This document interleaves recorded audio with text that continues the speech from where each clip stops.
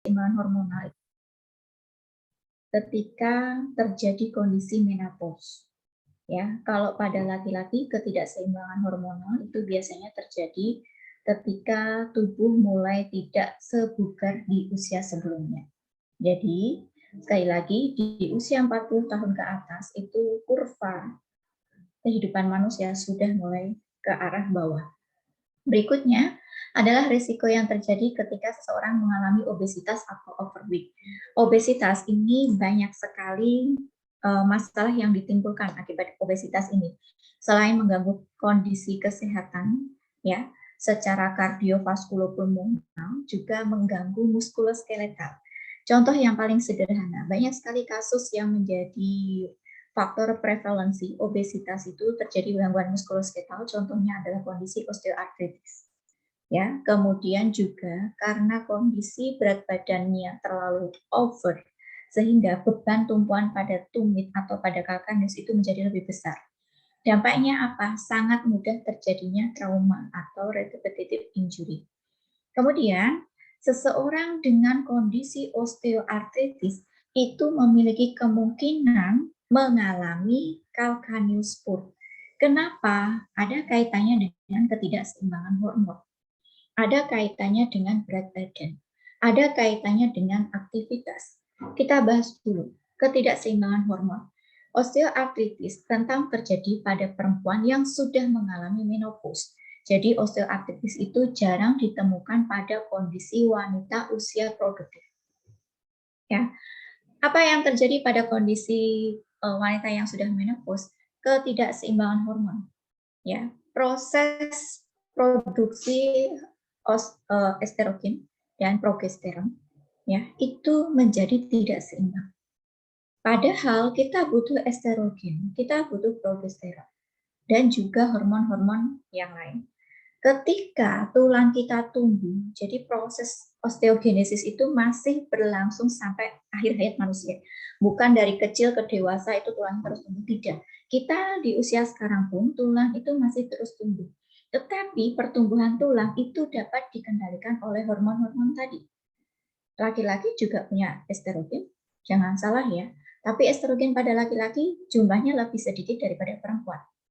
Perempuan juga punya testosteron, tapi jumlahnya lebih sedikit dan lebih banyak kita temukan pada laki-laki. Jadi kalau misalkan kenapa sih osteoartritis itu bisa muncul, kenapa calcaneus itu bisa muncul, proses patologinya sama. Ketika terjadi pertumbuhan tulang, ya, hormon tadi bisa melindungi sehingga hialin atau tulang lunak atau tulang rawanya bisa mengcover, bisa menutup. Tetapi ketika terjadi ketidakseimbangan hormonal, maka proses hialin ini akan mulai menipis. Ya, hialin itu adalah lapisan tulang. Oke, sehingga tulang ini menjadi tumbuh semau gue. Itulah yang terjadi. Makanya seseorang dengan osteoartritis berisiko mengalami calcaneus spur. Terutama kenapa di calcaneus spur, Bu? Kenapa di osteoartritis, Bu? Kenapa tidak di tulang lain? Kenapa tidak di femur? Ya, karena epifisis tulang yang paling rentan terhadap pertumbuhan tulang itu adalah di tulang yang ada di lutut, yang ada di calcaneus dan tulang palang. Makanya ada istilah rheumatoid arthritis. Kalau rheumatoid arthritis itu terjadi pada jari-jari tangan maupun jari-jari kaki. Paham? Oke. Jadi proses patologinya hampir mirip dengan osteoartritis. Kemudian faktor risiko yang lain. Ternyata seseorang dengan fasciitis plantaris itu juga mengalami risiko terjadinya calcaneus spur. Kenapa? Terutama pada fasciitis plantaris yang lokasi fasianya bermasalah itu berada pada sekitar calcaneus spur. Ini fasianya inflamasi.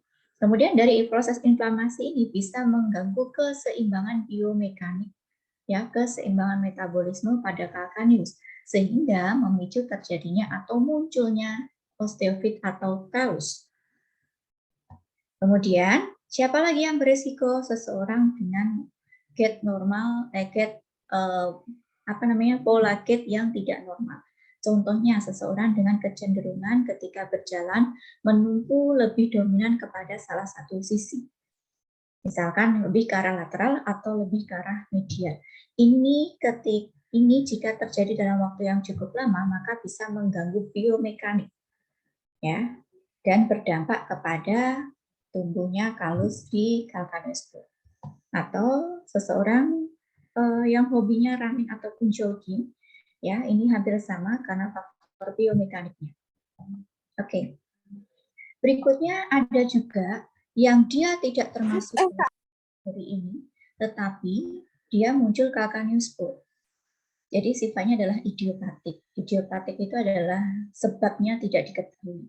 Jadi tidak bisa diprediksi, dia tiba-tiba muncul. Atau juga patofisiologi yang lain karena proses mekanik yang overload, ya, atau juga karena adanya strain. Strain itu apa ya teman-teman ya? Ada yang tahu apa itu strain? Jaringan otot yang putus, Bu. Apakah harus putus? Yang rusak, Bu.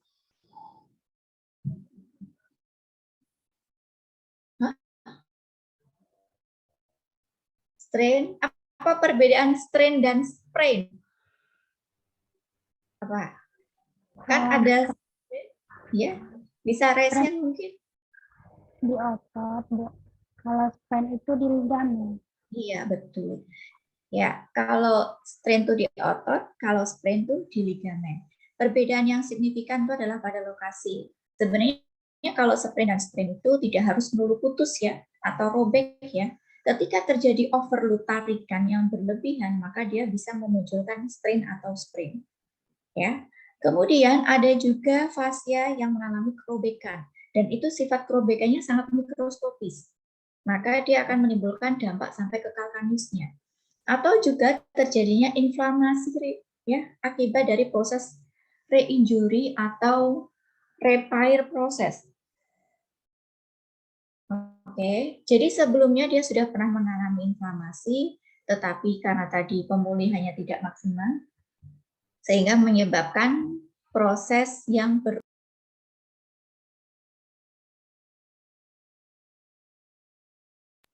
Oke, mohon maaf. Ya. Kemudian juga ada beberapa masalah seperti gangguan pada fibrocartilage dan proses degeneratif. Kemudian juga masalah kartilago lagi. Jadi kartilago itu adalah jaringan tulang rawan pembungkus tulang sejati. Jadi sebelum jaringan tulang itu menjadi tulang sejati akan diawali munculnya jaringan tulang baru. Kartilago namanya. Yang kalau Anda makan ayam, itu ada ujung tulangnya atau epipsis tulangnya itu Anda makan tuh kriuk-kriuk, itu adalah cartilage. Ya. Kemudian juga bisa terjadi karena masih masalah cartilage ya, fibrocartilage atau osifikasi. Jadi proses pembentukan tulang yang tidak sempurna. Anda harus mulai terbiasa, osifikasi itu nama lainnya adalah spur. Kalau di osteoartritis namanya adalah osteofit. Oke, jadi banyak sekali istilah untuk menggambarkan ini. Jadi ada osifikasi, spurnya. Istilah yang pertama adalah spur. Ada juga yang mengatakan osteofit, ada